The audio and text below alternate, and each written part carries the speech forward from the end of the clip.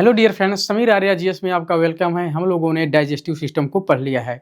अब हम इस चैप्टर से रिलेटेड जितने भी पीवाईक्यू हैं, जितने भी एमसीक्यू हैं, अब उसको देखेंगे ताकि आपकी तैयारी को मिल सके एक बूस्ट। तो आज का पहला क्वेश्चन है, शरीर के किस भाग में पित्त का निर्माण होता है? In which part of the body bile is formed. ठीक है, तो पित्त रस जो होता है, जो बाइल होता है, बाइल जूस, उसका निर्माण कहाँ होता है? हमारे लीवर में यानी यकृत में। बनता तो लीवर में है, लेकिन आकर ये कलेक्ट कहाँ होता है, इकट्ठा कहाँ होता है, स्टोर कहाँ होता है? ये होता है गाल ब्लैडर में यानी पित्ताशय में, पित्त की थैली में।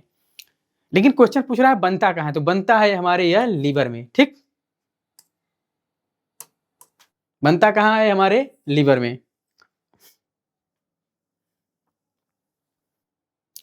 अगला क्वेश्चन है, मानव आहार नाल के विभिन्न भागों का सही क्रम कौन सा है? What is the correct order of the different parts of the human digestive system?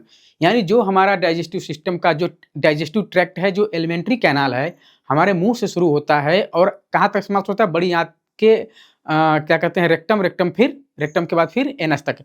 उसका स्टेज क्या है? यानी पहले कौन सा पार्ट आता है, फिर कौन सा पार्ट आता है, फिर कौन सा पार्ट आता है? तो सबसे पहले हमारा मुख आता है, और मुख के बाद यहाँ अमाशय, यानी हमारा ए ऑप्शन गलत हो गया। मुख के बाद ग्रसिका आता है, सही बात है। ग्रसिका के बाद अमाशय नहीं, ग्रसिका के बाद तुरंत अमाशय नहीं आता है। उसके बाद हमारा इसोफेगस भी आता है। ठीक, उसके बाद ये क्या है? मुख आता है, अमाशय आता है, ग्रसिका नहीं। मुख के बाद तुरंत अमाशय नहीं आता है। यहाँ पर देखते हैं, मुख आता है, फैरिंग्स, माउथ आता है, उसके बाद फैरिंग्स आता है, फैरिंग्स के बाद स्टमक आता है, स्टमक के बाद स्मॉल इंटेस्टाइन आता है, स्मॉल इंटेस्टाइन के बाद लार्ज इंटेस्टाइन। देखो फैरिंग्स के बाद क्या आता है? हमारा इसोफेगस आता है। लेकिन हमारे इस क्वेश्चन में कहीं इसोफेगस है नहीं, इसलिए हमारा ये क्या हो जाएगा? ये हमारे ऑप्शन में कहीं भी इसोफेगस का नाम नहीं है, इसोफेगस को स्किप कर दिया गया है। तो अगर उसको स्किप कर दें तब भी हमारा ये क्या है? ये सीक्वेंस सही है। मुख आता है, मुख के बाद क्या आता है? फैरिंग्स आता है। अगर होता है इसोफेगस तो इसोफेगस आता, लेकिन इसोफेगस नहीं, इसलिए इसके बाद क्या आएगा? अमाशय आएगा यानी स्टमक आएगा। स्टमक के बाद small intestine, and small intestine के बाद लार्ज इंटेस्टाइन, यानी हमारा ए वाला ऑप्शन सही है। अगला क्वेश्चन, निगला हुआ भोजन आहार नाल में नीचे की ओर जाता है, क्यों? तो हम लोगों ने पढ़ा है कि जब हम भोजन करते हैं, मुंह में लेते हैं, तो हमारे फैरिंग्स के बाद हमारे इसोफेगस में जाता है। तो इसोफेगस में ऐसी कौन सी मूवमेंट होती है? तो इसोफेगस में हमारे पेरिस्टाल्सिस मूवमेंट होती है। यानी जो हमारा भोजन नली है, जो हमारा आहार नाल है, उसमें ऊपर का जो मसल है, ऊपर का मसल कॉन्ट्रैक्ट होता है, सिकुड़ता है, और नीचे का मसल रिलैक्स होता है, फैलता है। तो ऊपर कॉन्ट्रैक्ट होता है, नीचे फैलता है, ऊपर कॉन्ट्रैक्ट होता है, नीचे फैलता है। ऐसे करते करते भोजन क्या होता है? भोजन पे प्रेशर लगता है और भोजन कहाँ चला जाता है? नीचे आगे की तरफ बढ़ता जाता है। तो किस मूवमेंट के द्वारा, किस गति के द्वारा? पेरिस्टाल्सिस मूवमेंट के द्वारा। भोजन की दीवारों में पेशियों का संकुचन। ठीक है, यहाँ पर क्या कहते हैं कि उस मूवमेंट का नाम नहीं दिया, लेकिन हाँ ये दे दिया है कि भोजन की नली की दीवार में पेशियों का संकुचन। पेशियों का संकुचन ही तो होता है। भोजन की जो नली है, जो हमारा डाइजेस्टिव ट्रैक्ट है, यानी जो एलिमेंट्री कैनाल है, उसके पेशियों में क्या होता है? क्या होता है? संकुचन होता है, कॉन्ट्रैक्शन होता है। और उसी कॉन्ट्रैक्शन की वजह से भोजन हमारा कहाँ जाता है? हमारा नीचे आगे की तरफ बढ़ता रहता है। तो हमारा ए वाला ऑप्शन सही हो गया। ठीक, ये क्या दिया है? मांसल जीव द्वारा प्रदान किया गया बल, नहीं, एकदम गलत। ये क्या? भोजन के साथ लिया गया पानी पर, नहीं भाई, पानी के कारण नहीं आता है। गुरुत्वीय खिंचाव, भाई यहाँ ग्रेविटेशनल फोर्स नहीं लगता, वहां लगता है पेरिस्टाल्सिस मूवमेंट। यानी हमारी जो डाइजेस्टिव ट्रैक्ट का, यानी जो हमारे एलिमेंट्री कैनाल का जो मसल्स हैं, उसमें क्या होता है? रिलैक्सेशन, कॉन्ट्रैक्शन एंड रिलैक्सेशन होता है। ठीक है, तो भोजन की दीवारों, भोजन नली की दीवारों में संकुचन की वजह से भोजन नीचे चला जाता है। अगला क्वेश्चन देखते हैं, निम्न अंगों में से पित्त का संचय कहाँ होता है? Which of the following organ is responsible for the accumulation of bile?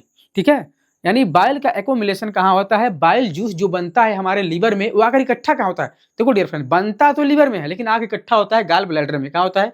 Gall bladder में। भाई प्लीहा में नहीं होता, प्लीहा को कब्रिस्तान का होता है, आरबीसी का। अग्नाशय में होता है। ये क्या करता है? हार्मोन्स और डाइजेस्टिव जूस यानी डाइजेस्टिव एंजाइम का क्या करता है? सेक्रेशन करता है।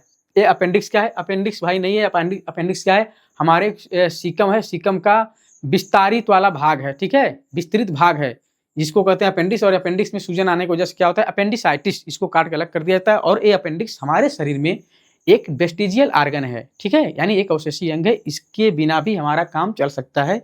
तो हमारा जो पित्त का संचय कहाँ होता है? एक्युमुलेशन ऑफ द बाइल कहाँ होता है? पित्ताशय की थैली यानी गाल ब्लैडर में। अगला क्वेश्चन देखते हैं, अमीबा की उंगलियों के आकार की वृद्धि भोजन को निगलने में मदद करती है। अमीबा देखा आपने? अमीबा में क्या होता है? अमीबा जैसे ऐसे होता है, अमीबा को जैसे बना दो वैसे अमीबा है। ठीक है, ए क्या है? ए अमीबा है। ठीक है, ए अमीबा क्या करता है, जिससे मान लो सपोज दैट यहाँ भोजन है, तो भोजन है तो ए अमीबा की एक अंगुली क्या ऐसे निकलेगी और इसको अंदर अपने अंदर समेट लेगी, ठीक है।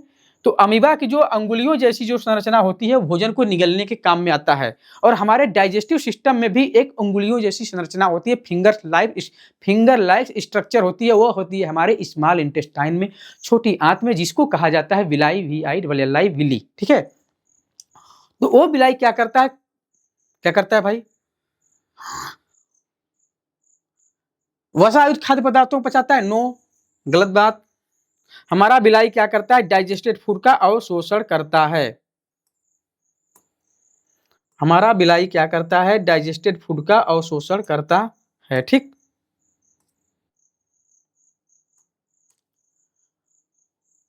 तो हमारे शरीर में जो छोटी आंत में, स्मॉल इंटेस्टाइन में, finger like growth of human intestine, छोटी आंत में जो फिंगर लाइक स्ट्रक्चर होती है किस काम में आती है, जो हम लोग भोजन करते हैं और जो भोजन क्या होता है, जो डाइजेस्ट हो जाता है, फिर उसके अवशोषण में, एब्जॉर्प्शन में मदद करता है, फिंगर लाइक स्ट्रक्चर जिसे विली कहते हैं। तो क्या करता है, वसायुक्त खाद्य पदार्थों का पाचन करता है, नहीं। क्या भोजन को घुलनशील बनाता है, नहीं। पचे हुए भोजन को ग्रहण करता है, ठीक है, ये हमारा ऑप्शन सही है। पचे हुए भोजन को ग्रहण करता है, कंज्यूम्स डाइजेस्टेड फूड। बिलाई क्या करता है, बिली क्या करता है, पचे हुए भोजन को ग्रहण करता है, हमने ये आप लोगों को बताया है। अगला, निम्नलिखित में से कौन सा हमारे शरीर का सबसे मजबूत भाग है। हमारे शरीर का सबसे मजबूत भाग क्या है, हमारे शरीर का सबसे मजबूत भाग है हमारे दांतों का ऊपरी परत यानी इनामेल, ठीक है। पूरे इंसान के शरीर का सबसे मजबूत भाग क्या होता है, दांत। जो हमारा जो दांत जो ऊपर निकला हुआ है, हमारे मसूड़ों के ऊपर निकला हुआ है, मसूड़ों के ऊपर जो दांत का जो हिस्सा है उसको इनामेल, उसको क्राउन कहते हैं। और क्राउन का जो सबसे बाहरी वाला परत होता है जो चमकता है दूध की तरह सफेद, उसको कहा जाता है इनामेल। और इनामेल क्या होता है, हमारे शरीर का सबसे कठोर भाग होता है। तो निम्नलिखित में से कौन सा हमारे शरीर का सबसे मजबूत भाग है, तो क्या है, इनामेल हमारे शरीर का सबसे मजबूत भाग है। अगला क्वेश्चन देखते हैं। छोटी आंत के बिली के संदर्भ में निम्नलिखित में कथनों को पढ़ें। इसकी दीवारें बहुत पतली होती हैं। हाँ भाई, बिली क्या होती है, बिली की दीवारें पतली होती हैं। छोटी आंत ही पतली होती है तो उसके अंदर जो बिली है वो भी तो पतली होगी।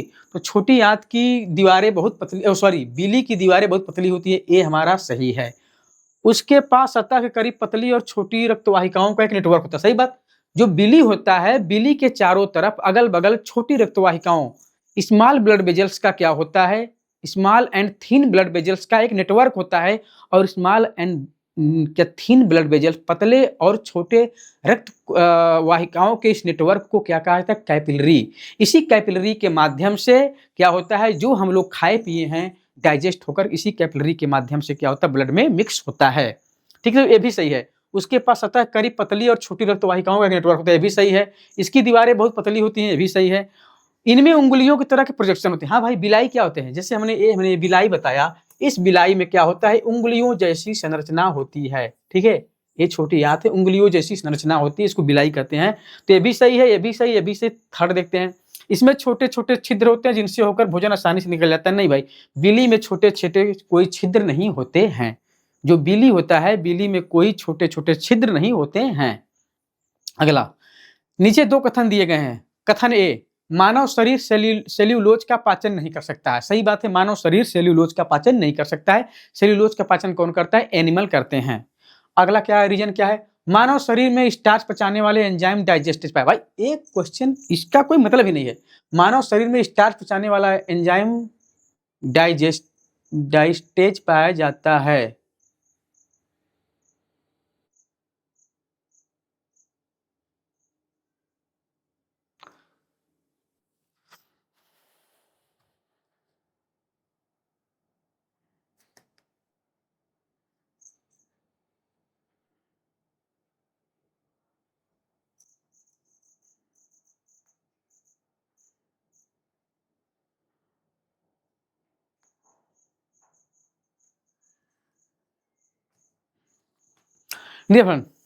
देखते हैं।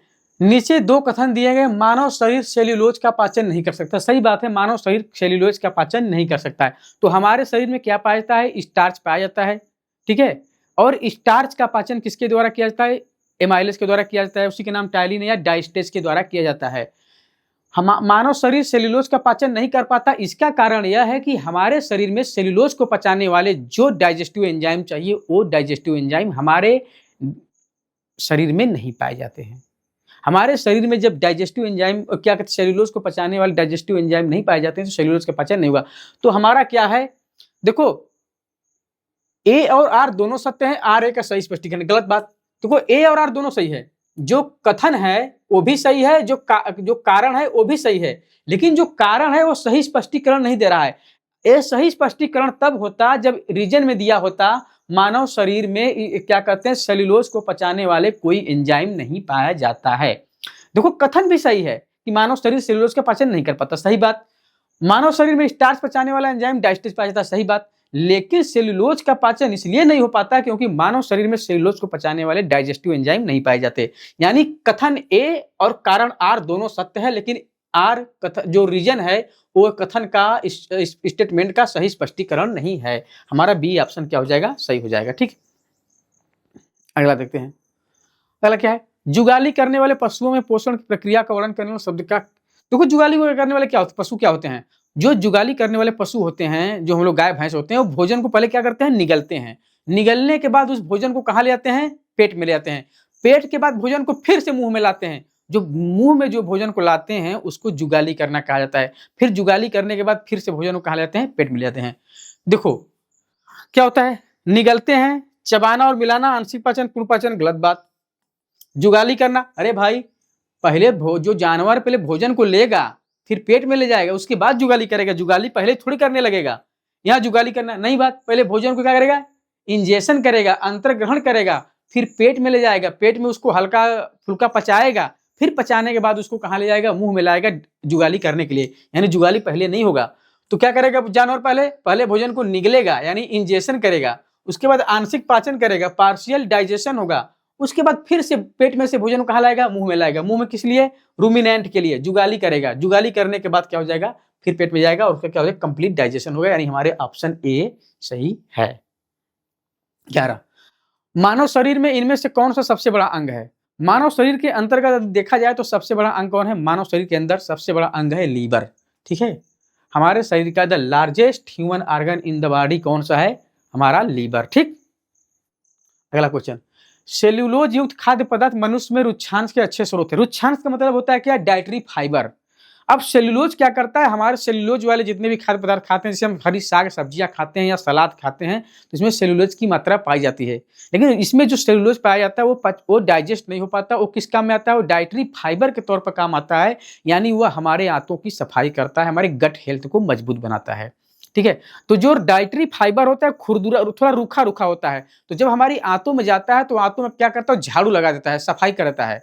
ठीक है, सब इसको एक उदाहरण समझो, जैसे कोई पतली पाइप हो, वो पतली पाइप क्या, पतली पाइप में गंदगी जम गई हो। अब उस गंदगी को निकालने के लिए अगर हम कोई चिकना चीज डालेंगे तो नहीं निकलेगा, लेकिन उसमें कोई झाड़ झंखाड़ खुरदुरा चीज अगर डालकर उसमें पाइप से खींच दे तो पाइप के अंदर की सारी गंदगी क्या हो जाएगी, बाहर आ जाएगी।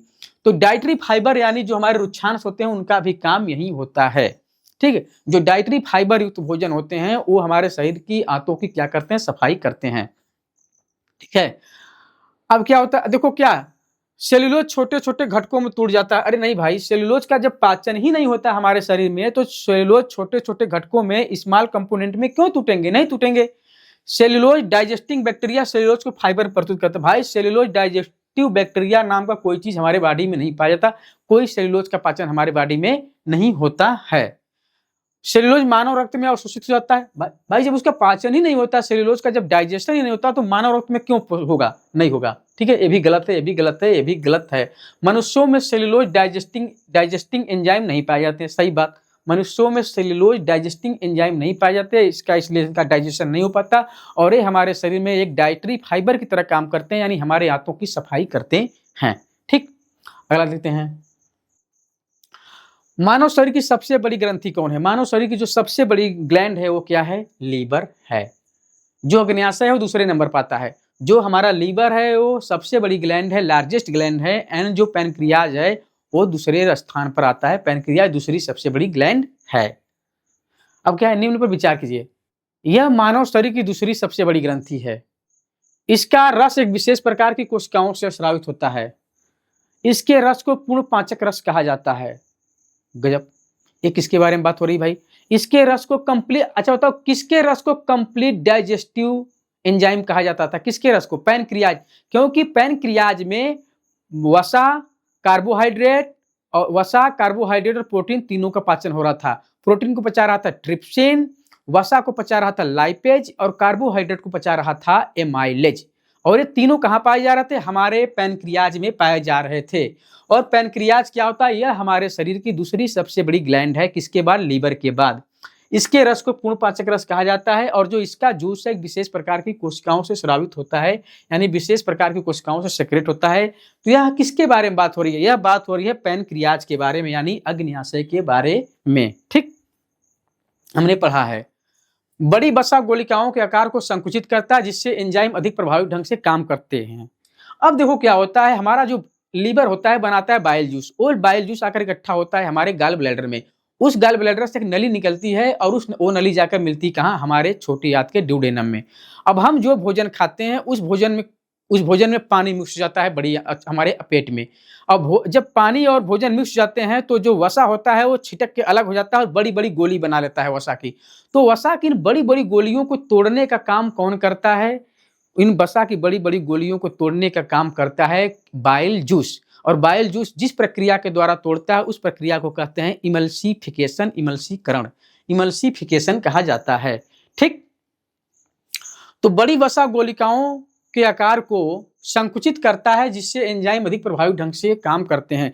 अब जब बड़ी वसा गोलिकाओं को जब छोटे छोटे टुकड़ों में तोड़ देगा, पहले बड़े बड़े टुकड़े थे उसको छोटे छोटे टुकड़ों में तोड़ देगा इमल्सिफिकेशन की प्रक्रिया के द्वारा, तो उन छोटी छोटी वसा गोलिकाओं को पचाना अब आसान हो जाएगा। किसके लिए? लाइपेज के लिए। ठीक है, तो ये जो बाइल जूस, तो एक करता कौन है? बड़ी बड़ी गोलिकाओं को छोटी छोटी गोलिकाओं में तोड़ता कौन है? Bile juice. कौन करता है? बाइल जूस, पित्त लवण, बाइल, उसको बाइल साल्ट भी कहते हैं, पित्त लवण। ठीक, बाइल साल्ट। हमारा आंत रस नहीं, गलत बात। हाइड्रोक्लोरिक एसिड नहीं, ये भोजन को अम्लीय बनाता है। अग्न्याशयी रस नहीं, अग्न्याशयी रस में निकलता है हमारा डाइजेस्टिव एंजाइम जो भोजन को पचाता है, यह तोड़ता नहीं। तोड़ने का काम कौन करता है? बाइल साल्ट, जो हमारे लीवर से निकलता है। ठीक, अगला क्वेश्चन, इनमें से कौन सा अंग वसा को तोड़कर कोलेस्ट्रॉल उत्पन्न करता है? इनमें से कौन सा अंग वसा को तोड़कर कोलेस्ट्रॉल उत्पन्न करता है? कौन करता है? लीवर करता है। ठीक, लीवर वसा को तोड़ करके कोलेस्ट्रॉल उत्पन्न करता है। मनुष्य के जीवन काल में कितने दांत 2 बार विकसित होते हैं? तो डियर फ्रेंड, जो दूध के दांत होते हैं, जो मिल्क टीथ होते हैं, वो जीवन में 2 बार डेवलप होते हैं। पहले टूट जाते हैं, फिर बाद में 20 फिर से आते हैं। तो 20 दांत जो हैं, 20 टीथ हमारे जीवन में 2 बार क्या होते हैं? उगते हैं। इसको दूध के दांत या मिल्क टीथ कहा जाता है। अगला क्वेश्चन, ठीक, निम्नलिखित में से कौन सा पदार्थ मानव शरीर के पेट दर्द का कारण होता है?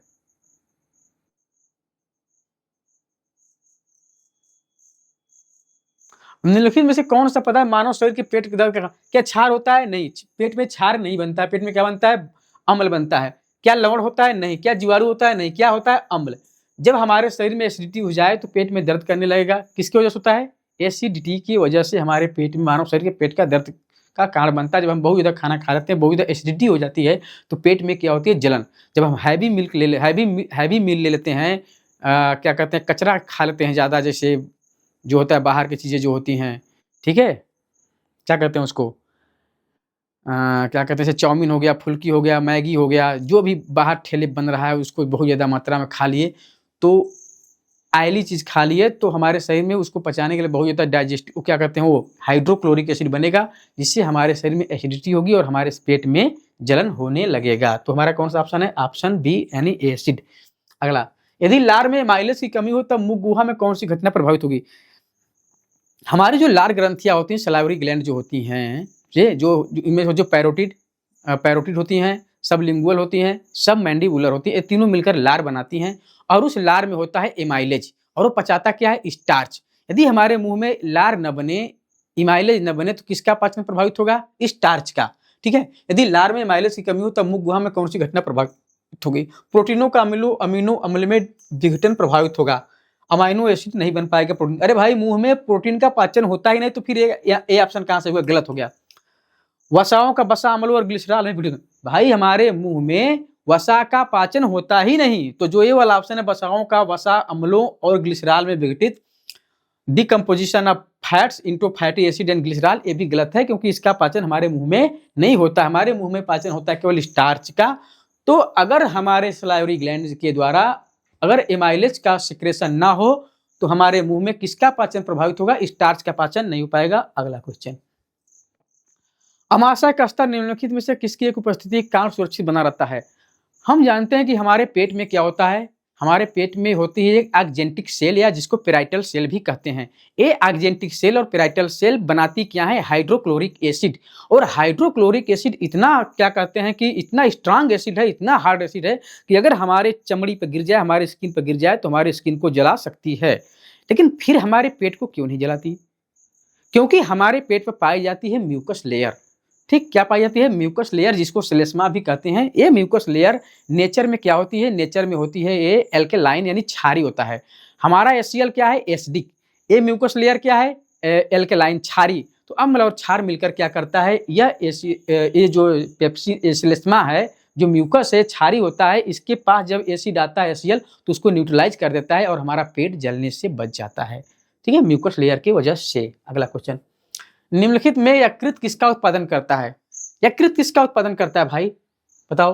लाइपेज का, यूरिया का, श्लेष्मा का, हाइड्रोक्लोरिक एसिड का। हाइड्रोक्लोरिक एसिड का निर्माण कहाँ होता है? ये होता है हमारे पेट में आक्जेंटिक सेल के द्वारा। ये जो श्लेष्मा म्यूकस है हमारे पेट की एक लेयर है। लाइपेज क्या है? लाइपेज वसा को पचाने वाला एक एंजाइम है।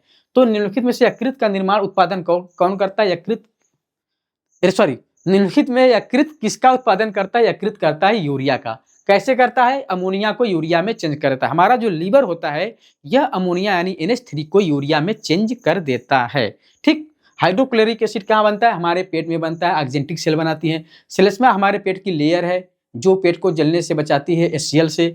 लाइपेज एक एंजाइम है जो वसा का पाचन करता है, यानी यूरिया का निर्माण किसके द्वारा किया जाता है? हमारे लीवर के द्वारा। अगला क्वेश्चन, आहार नाल का कौन सा भाग यकृत से पित्त रस प्राप्त करता है? ठीक, देखो हमारा आहार नाल है। ठीक, हमारे आहार नाल एलिमेंट्री कैनाल। तो हमारे यकृत में जो बाइल जूस बनता है वह बाइल जूस इकट्ठा कहाँ होता है? गाल ब्लैडर में। फिर उस गाल ब्लैडर से एक नली निकली है, वह नली कहाँ आकर मिलती है? हमारे छोटी आंत के ड्यूडेनम में। तो यकृत से बाइल जूस को प्राप्त करने वाला हमारा छोटी आंत का ड्यूडेनम हो गया। क्या क्या यकृत से जो बाइल जूस आता है हमारे आमाशय में आता है? गलत बात। क्या बड़ी आंत में आता है? गलत बात। क्या फैरिंग्स में आता है? गलत बात। कहाँ आता है? छोटी आंत में आता है। और छोटी आंत के कहाँ आता है? ड्यूडेनम में। कहाँ आता है? ड्यूडेनम में। ठीक, तो ये भी हो गया सही। इनमें से कौन सा आंत से पचे हुए और अवशोषित वसा का परिवहन करता है? Which of the following transports digested and absorbed fats from the intestine? हम जो भोजन करते हैं उसमें जो होता है क्या कहते हैं? प्रोटीन होता है, जो अन्य न्यूट्रिएंट्स होते हैं वो हमारे ब्लड में मिक्स हो जाते हैं। लेकिन जो हमारा डाइजेस्टेड फैट है यानी जो अमाइनो एसिड और ग्लिसरॉल है वो हमारे ब्लड में मिक्स नहीं होता, बल्कि कहाँ मिक्स होता है? हमारे लैसेटल में मिक्स होता है, यानी हमारे लसिका में मिक्स होता है। हमारे क्या कहते हैं, छोटी आंत से लैसेटल गुजरी रहती है, लसिका वाहिका। तो इसका एब्जॉर्प्शन कहाँ होता है? आंत से पचे हुए और अवशोषित वसा का परिवहन किसके द्वारा किया जाता है? लसिका के द्वारा किया जाता है। सबका परिवहन ब्लड वेजल्स के द्वारा किया जाता है, लेकिन फैट का परिवहन लसिका के द्वारा किया जाता है। हमने ये बताया है लास्ट क्लास में। अमाशय से बाहर आने वाला अम्लीय आंशिक पचा हुआ भोजन किसके द्वारा उदासीन किया जाता है? अब भाई देखो, अमाशय में जो भोजन है वो कैसा है? हमारे जो स्टमक में भोजन है, स्टमक में क्या मिक्स हो रहा है? स्टमक में मिक्स हो रहा है हाइड्रोक्लोरिक एसिड, जो एक स्ट्रांग एसिड है। यानी हमारा भोजन कैसा हो जा रहा है? हमारा भोजन हो जा रहा है अम्लीय। जब वो भोजन हमारे छोटी आंत के ड्यूडेनम में आता है तो छोटी आंत के ड्यूडेनम में क्या आकर मिलती है? एक नली। वो नली कहाँ से आती है? लीवर से। और लीवर से क्या बन के आता है? Bile juice. और बाइल जूस नेचर में कैसा होता है? बाइल जूस नेचर में अल्कलाइन यानी बेसिक होता है, क्षारी होता है। तो कह रहा है अमाशय से बाहर आने वाला अम्लीय आंशिक पचा हुआ भोजन किसके द्वारा उदासीन किया जाता है? तो अम्ल को उदासीन कौन करता है? क्षार करता है। और क्षार कहाँ होता है? अग्न्याशयी रस में? नहीं। कौन करता है? ग्रहणी का होता है? नहीं। कौन करता है? बड़ी आंत का श्रवण करता है? नहीं। तो कौन करता है? पित्तरस। बाइल जूस क्या करता है? हमारे पचे आंशिक रूप से पचे हुए भोजन जो अम्लीय है, जो हमारे पेट से आ रहा है, अमाशय से आ रहा है, उसको क्या करता है? उसको करता है उदासीन। ठीक है, न्यूट्रलाइज करता है। अगला, एंजाइम लाइपेज का स्रोत क्या है? ठीक, अब देखो क्या ये जो लाइपेज एंजाइम है जो वसा का पाचन करता है हमारे गुर्दा में बनता है? नहीं। क्या हमारे यकृत में बनता है? नहीं। क्या हमारे हृदय में, हमारे हार्ट में बनता है? नहीं। तो बनता कहाँ है? तो बनता है हमारे अग्न्याशय में। पैनक्रियाटिक लाइपेज का निर्माण कहाँ होता है? हमारे अमाशय में, सॉरी सॉरी सॉरी, कहाँ बनता है? हमारे अग्न्याशय, हमारे पैनक्रियाज में। तो हमारा ऑप्शन क्या हो जाएगा? हमारा सही ऑप्शन अग्न्याशय। ठीक है, अगला क्वेश्चन देखते हैं। आहार नाल के किस भाग में भोजन अंतिम रूप से पचता है? भाई जो हमारा जो भोजन है, जो फाइनली जो भोजन का जो डाइजेशन, उसका फाइनल टच कहाँ दिया जाता है? यानी उसके बाद पाचन कहीं नहीं होता है, वह होता है हमारे स्मॉल इंटेस्टाइन में।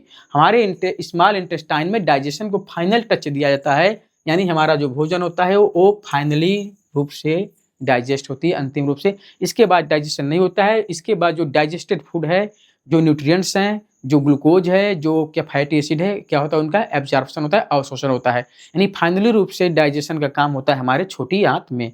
अगला क्वेश्चन देखते हैं। अग्न्याशय रस का कार्य निम्नलिखित में से कौन है? ट्रिप्सिन प्रोटीनों को पचा देता है और लाइपेज कार्बोहाइड्रेट। गलत बात। दो, ट्रिप्सिन प्रोटीन को तो पचाता है, लेकिन लाइपेज कार्बोहाइड्रेट को ना पचा करके लाइपेज किसको पचाता है? फैट को।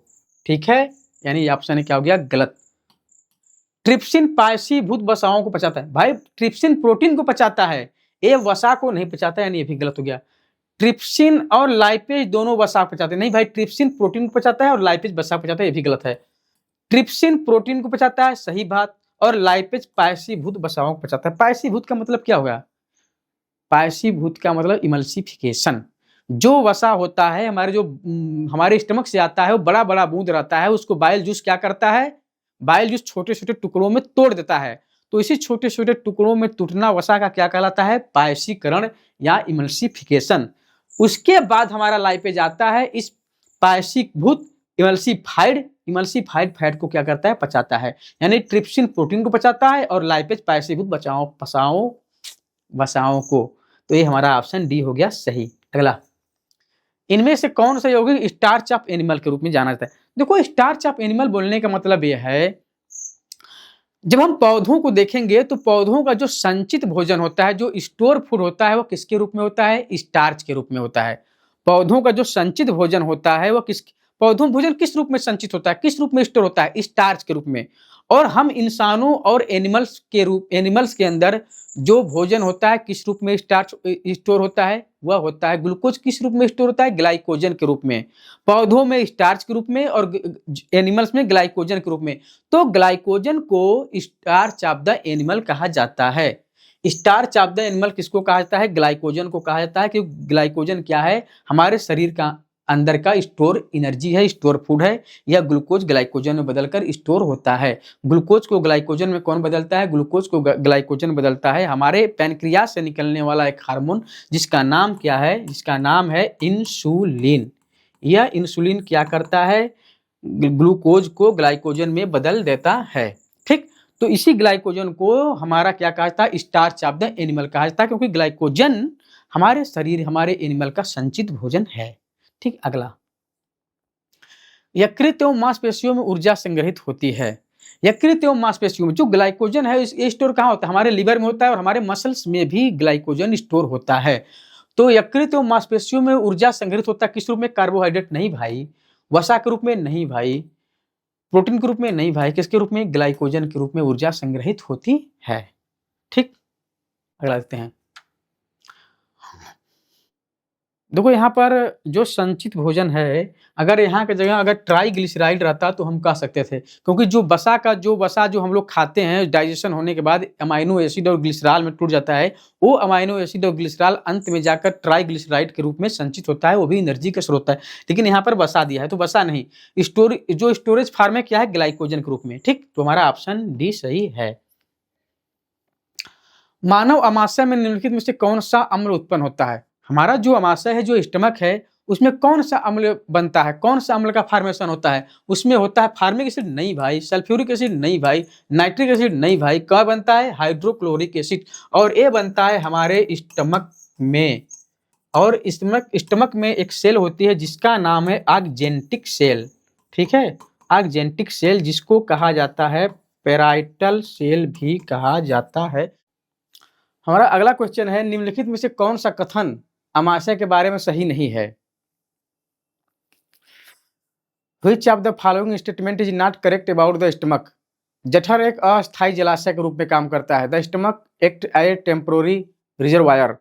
तो जो हमारा स्टमक है एक वास्तव में एक टेम्पोररी रिजर्वायर की तरह काम करता है, क्योंकि इसमें भोजन कुछ समय के लिए आता है, कुछ समय ठहरता है, भोजन एसिडिक होता है, हाइड्रोक्लोरिक एसिड मिलता है, इसमें कुछ चीज़ों का पाचन होता है, उसके बाद हमारा भोजन कहाँ जाता है, हमारा भोजन छोटी आंत के स्मॉल इंटेस्टाइन के ड्यूडेनम में जाता है। यानी जो हमारा एक जठर है, जो हमारा पेट है, एक अस्थायी जलाशय के रूप में काम करता है। ये बात सही है। ये बात क्या है, सही है। अगला क्वेश्चन क्या है, जठर खाना को अमाशय रस के साथ मिश्रित कर देता है। जठर खाना को अमाशय रस के साथ मिश्रित कर देता है। वाह, सही बात है। जो स्टमक होता है उस स्टमक क्या करता है, हमारे जो स्टमक में जो भोजन आता है उसमें क्या मिक्स करता है, एक तो हाइड्रोक्लोरिक एसिड मिक्स करता है और उसके बाद जो उसमें कुछ एंजाइम होते हैं उसको मिक्स करता है, गैस्ट्रिक जूस को मिक्स करता है हमारा क्या, जठर। किसमें मिक्स करता है, भोजन में। ये बात सही हुआ। जठर के खाली होने की दर यानी पेट के खाली होने की दर, स्टमक के खाली होने की दर इस बात पर डिपेंड करता है कि आपने किस प्रकार का खाना खाया है। जैसे हमने कोई खाना खाया और हमारा पेट अब कितने समय में खाली हो जाएगा, कितने समय में जो हमारा स्टमक है वो पेट से छोटी आंत के स्मॉल इंटेस्टाइन के ड्यूडेनम में भेज देगा, या इस बात पर डिपेंड करता है कि हमने क्या खाना खाया है, किस प्रकार का खाना खाया है। यानी ये भी बात सही है। ठीक, ये भी बात सही है। तो हमें चुनना है गलत, तो पहले इसको हटा देते हैं। ये हमारा सही है, ये गलत नहीं है, ये गलत नहीं है। तो जठर के खाली होने की दर खाने के प्रकार पर निर्भर करता है। अब अगला को देखते हैं, ऑप्शन सी, जठर अमाशय के रस में लाइपेज और एमाइलेज स्रावित करता है। नहीं भाई, एमाइलेज किसका पाचन करता है, एमाइलेज शर्करा का पाचन करता है, और हमारे पेट में शर्करा का पाचन होता ही नहीं। तो जठर जो है, जो हमारा स्टमक है, वो एमाइलेज का श्रावण कहाँ से करेगा, एमाइलेज का सेक्रेशन कहाँ से करेगा। एमाइलेज का सेक्रेशन हमारे जठर में, हमारे पेट में, हमारे स्टमक में होता ही नहीं है। इसलिए हमारा ए ऑप्शन क्या है, सही है। यानी अमाशय के बारे में ये वाला बात जो लिखा है गलत लिखा है ऑप्शन सी में, कि जठर अमाशय के रस में लाइपेज और एमाइलेज मिश्रित करता है, स्रावित करता है। हमारे पेट में, हमारे स्टमक में अमाइलेज स्रावित नहीं होता है, अमाइलेज सेक्रेट नहीं होता है, अमाइलेज का सेक्रेशन नहीं होता है। नेक्स्ट क्वेश्चन, अपच का इलाज करने के लिए निम्नलिखित में से किस प्रकार की दवा का प्रयोग किया जाता है। हमने बताया कि जब हम लोग बहुत ज़्यादा क्या ले लेते हैं, हार्ड मील ले लेते हैं या बहुत ज़्यादा जंक फूड ले लेते हैं, तो हमारे पेट में एसिडिटी बढ़ जाती है। यानी जो हमारे पेट की एसिडिटी है, जो 1 से लेकर 1.5 के बीच में रहती है, वह एसिडिटी जो पीएच होता है वह 1 से लेकर के 1.5 के बीच में रहता है। ज़्यादा मात्रा में जंक फूड खाने से वह पीएच 1 से नीचे चला जाता है और उस कंडीशन को एसिडिटी कहा जाता है। और एसिडिटी को सही करने के लिए जो दवाएं ली जाती हैं उसको कहते हैं एंटासिड। क्या कहा जाता है, एंटासिड। सल्फा दवा नहीं, एंटीहिस्टामिन नहीं, एंटीबायोटिक नहीं। अपच को दूर करने के लिए, एसिडिटी को दूर करने के लिए जो दवाएं ली जाती हैं उस दवा को क्या कहते हैं, एंटासिड। ठीक, एंटासिड में क्या होता है, एंटासिड वास्तव में एक दवा होती है। जो एंटासिड का नेचर क्या होता है, एल्केलाइन होता है, क्षारी होता है। क्या होता है, एंटासिड का जो नेचर होता है कैसा होता है, एल्केलाइन। यानी एक तरह से क्या होता है, बेस होता है, यह क्षारी होता है। और अम्लीयता बढ़ा है, एसिडिटी बढ़ी है, तो क्या है, एसिड की मात्रा बढ़ी है। तो एसिड और एल्कलाइन बेस दोनों मिलकर एक दूसरे को न्यूट्रलाइज कर देते हैं और क्या बना देते हैं, साल्ट और पानी बना देते हैं, और जो पेट में एसिडिटी थी वह समाप्त हो जाती है। अगला क्वेश्चन, कार्बोहाइड्रेट्स, प्रोटीन और वसा का पूर्ण पाचन कहाँ होता है।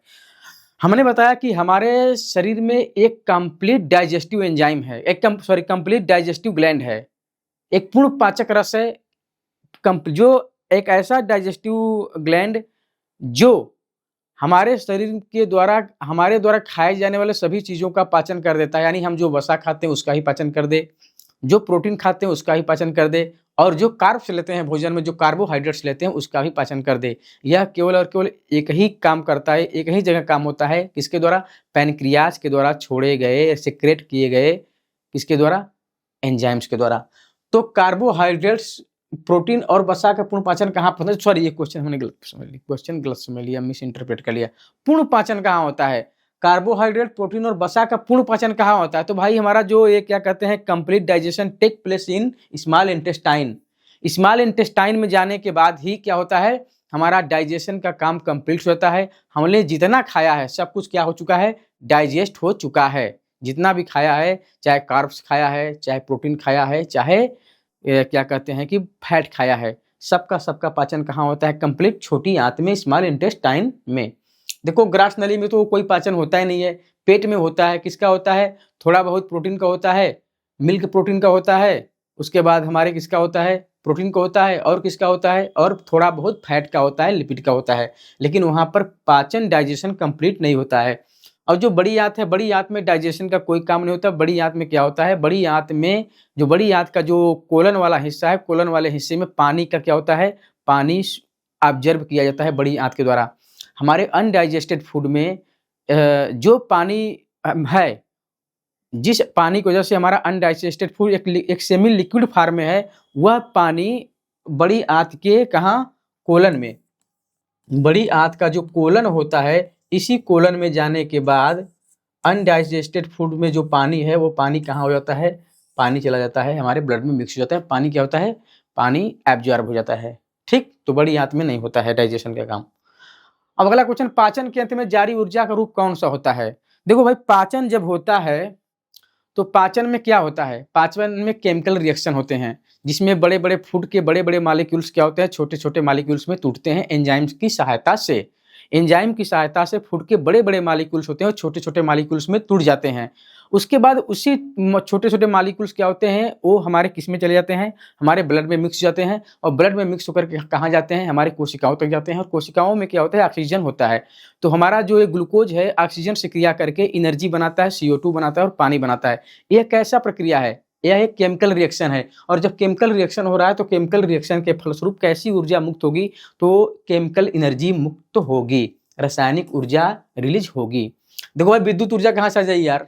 कहाँ से आ जाएगी विद्युत ऊर्जा? विद्युत ऊर्जा नहीं आएगी। गतिज ऊर्जा कहाँ से आ जाएगी भाई? नहीं आएगी। ऊष्मीय ऊर्जा नहीं आएगी। कौन सी ऊर्जा आएगी? रासायनिक ऊर्जा, केमिकल एनर्जी। ठीक, केमिकल एनर्जी मुक्त होगी। अगला क्वेश्चन, निम्नलिखित में से कौन सा एंजाइम अग्न्याशय द्वारा स्रावित होता है? निम्नलिखित में से कौन सा एंजाइम अग्न्याशय द्वारा? देखो, जो माल्टेज होता है वो हमारी छोटी आंत में होता है, लैक्टेस होता है ये भी छोटी आंत में होता है, और जो सुक्रेस होता है ये भी छोटी आंत में होता है। ये तीनों कहाँ होते हैं? हमारे स्मॉल इंटेस्टाइन में, स्मॉल इंटेस्टाइन में सेक्रेट होते हैं। लेकिन हमारा क्वेश्चन है, इनमें से कौन सा एंजाइम हमारे पैनक्रियाज के द्वारा रिलीज किया जाता है? तो पैनक्रियाज के द्वारा रिलीज किया जाता है ट्रिप्सिन। ये किया जाता है पैनक्रियाज के द्वारा। तो हमारा ऑप्शन हो गया ट्रिप्सिन। ठीक।